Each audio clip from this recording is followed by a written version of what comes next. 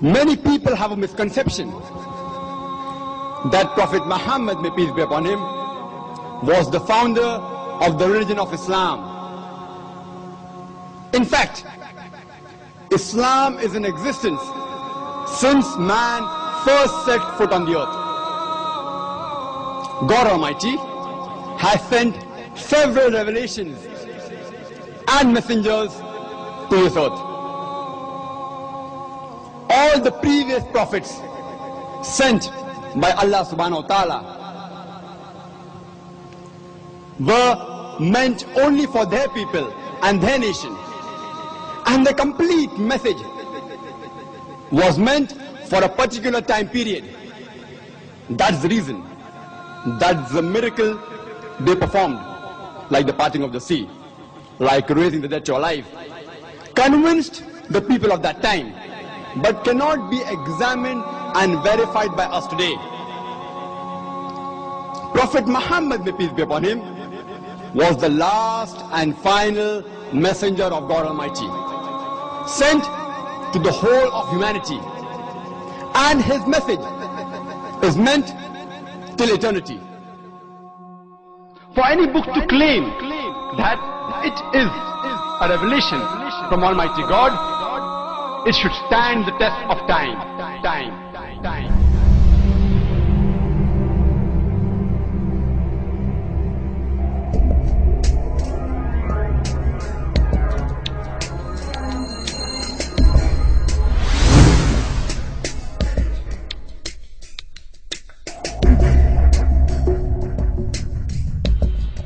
For any book to claim that it is a revelation from Almighty God, it should stand the test of time.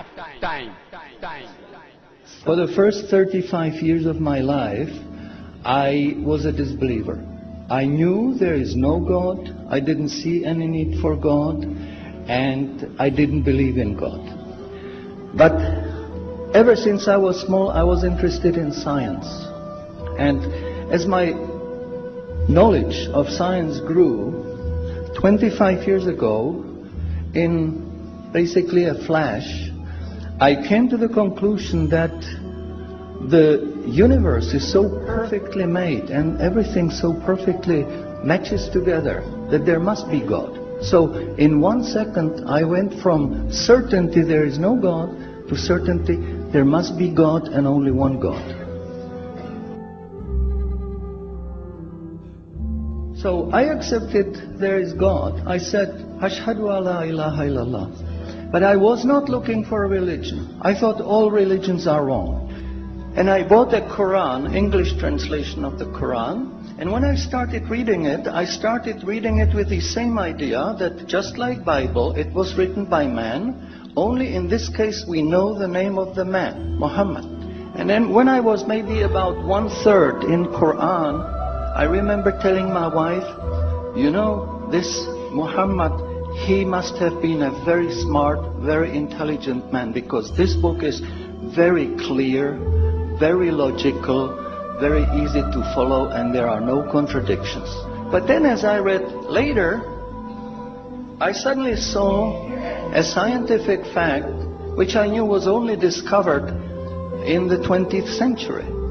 So immediately I saw that Muhammad is not the author of the Quran. That Muhammad is a messenger sent by God to give the Quran to mankind. I saw, mashallah, Muhammad Rasulullah.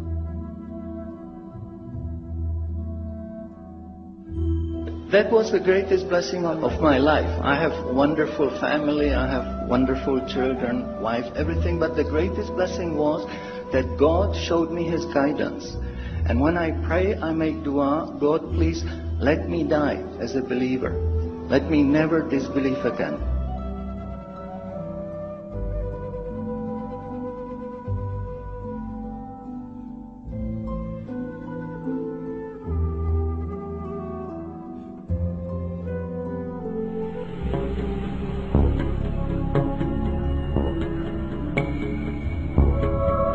In every age, people have always wondered how this seamless universe originated, where it leads to, how the laws maintaining its order and balance work.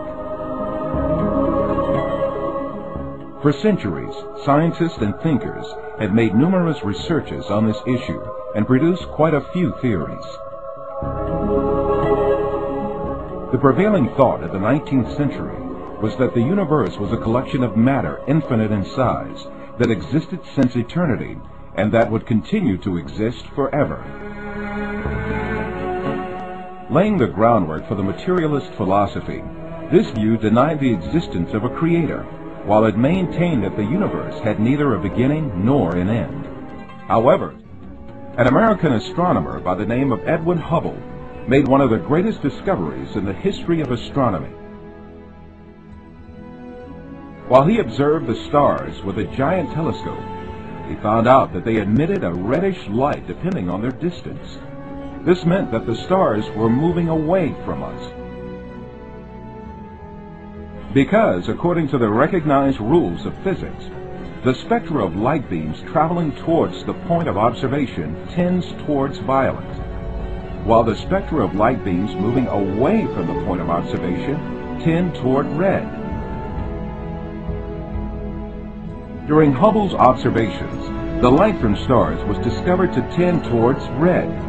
This meant that they were constantly moving away from us. Before long, Hubble made another very important discovery.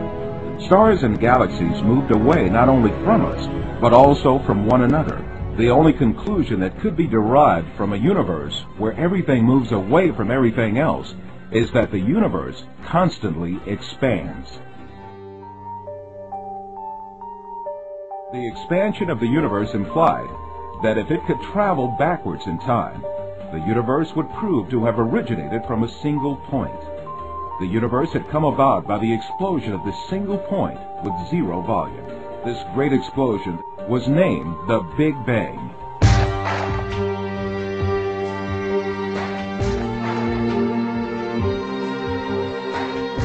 This information is given in a nutshell in the glorious Quran in Surah Anbiya, chapter 21, verse number 30, which says, "Do not the unbelievers see," a very interesting beginning, "do not the unbelievers see that the heavens and the earth were joined together as one unit of creation before we cleaved them asunder."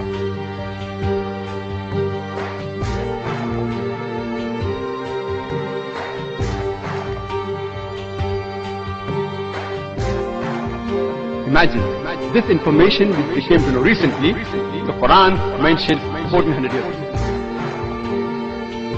And Hubble's data was checked and rechecked, and it turned out to be right. The universe was expanding. It wasn't static. And Hubble went on to win the Nobel Prize for this amazing discovery. And then you have, surprisingly, you find this book, this ink on a page that tells you where we came from, and you plug that question with your particular brand of a god. Theists have been doing this for centuries, for millennia. They've been plugging that question with their god. You speak about God. We call Allah God. What is Allah? Allah, from the Islamic perspective, means the God, the absolute, indivisible God. When you say it's falsifiable, falsify my existence. I challenge that. Tell me that I don't exist. Because the minute you discuss your existence and my existence, you and I have to go back and question the integrity of where did we come from. The expansion of the universe implied that if it could travel backwards in time, the universe would prove to have originated from a single point. The only conclusion that could be derived from a universe where everything moves away from everything else is that the universe constantly expands. And so then we read in the Quran, in Surah Al-Dhariyat, "And the heavens we have built with power and force, and we are expanding it, expanding it, expanding it, expanding it, expanding it, expanding it,